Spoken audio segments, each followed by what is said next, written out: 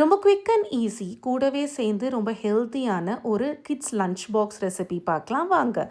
இதுக்கு நம்ம வந்து ஃபர்ஸ்ட் 2 ஸ்பூன் கடலை மாவு எடுத்துக்கலாம் அண்ட் 1 ஸ்பூன் அரிசி மாவு எடுத்துக்கலாம். அரிசி மாவு ஆப்ஷனல் தான், பட் போட்டால் கொஞ்சம் கிறிஸ்பாகவும் டேஸ்டியாகவும் இருக்கும். அண்ட் இதை வந்து நம்ம நல்லா சலிச்சு எடுத்துக்கலாம் ஸோ தட் பசையும் போது மாவில் கட்டி தட்டாமல் இருக்கும். கிட்ஸுக்கு பண்ணுறதுனால நான் ரொம்ப கொஞ்சமாக வந்து மிளகாத்தூளும் மஞ்சள் தூளும் சேர்த்துக்கிறேன் அண்ட் சால்ட் வந்து தேவையான அளவுக்கு சேர்த்துக்கலாம். இப்போ வெஜிடபிள்ஸ்க்கு கொஞ்சமாக ஆனியன் கட் பண்ணி வச்சுருக்கேன் அண்ட் கேரட்டும் துருவி வச்சுருக்கேன். ரெண்டுத்தையுமே இந்த மாவு கூட வந்து சேர்த்துக்கலாம். கூடவே ப்ரோட்டீன் கண்டென்ட்டை இன்னும் கொஞ்சம் இன்க்ரீஸ் பண்ணணும் அப்படிங்கிறதுக்காக நான் கொஞ்சமாக பன்னீரை வந்து துருவி ஆட் பண்ணிக்கிட்டு இருக்கேன். இப்போ இது கூட கடைசியாக கொஞ்சம் கொத்தமல்லி கருவேப்பிலை சேர்த்துக்கலாம்.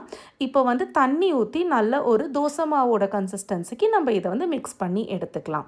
நெக்ஸ்ட்டு வந்து கிட்ஸ்க்கு கொடுக்க போகிறோம். ஸோ அதனால் ஒரு தவாவில் காயின் சைஸில் குட்டி குட்டியாக நம்ம தோசை மாதிரி ஊற்றிக்கலாம். ஒரு சைடு வந்து நல்லா வெந்ததுக்கப்புறமா இன்னொரு சைடு வந்து டாஸ் பண்ணி விட்டுட்டு இதை வந்து கம்ப்ளீட் பண்ணிக்கலாம். அவ்வளோதான். இப்போ வந்து பாக்ஸில் பேக் பண்ணிடலாம். ஸோ நான் இன்றைக்கி வந்து இந்த பெசன் சில்லியா, அதுக்கப்புறம் ஃப்ரூட்டுக்கு கொஞ்சம் ஸ்ட்ராபெரிஸ் அண்ட் டிப்புக்கு வந்து தக்காளி தொக்கு வந்து கொடுக்குறேன். இந்த மாதிரி இன்ட்ரெஸ்டிங் லஞ்ச் பாக்ஸ் ரெசிபீஸ் பார்க்க சேனலை சப்ஸ்கிரைப் பண்ணிக்கோங்க. தேங்க்யூ. பை.